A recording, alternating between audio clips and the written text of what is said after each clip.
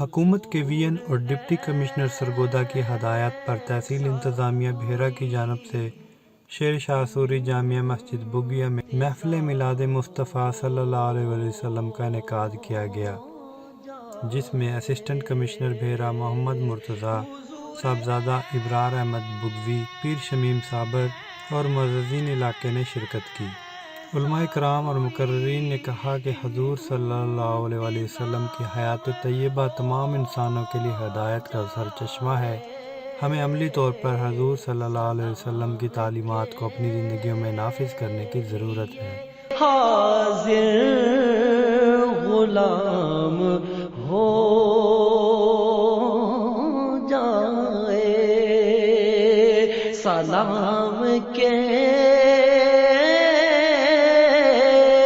لیے، حاضر غلام ہو جائے۔ میں صرف دیکھ لوں ایک بار صبح طیبہ کو، میں صرف دیکھ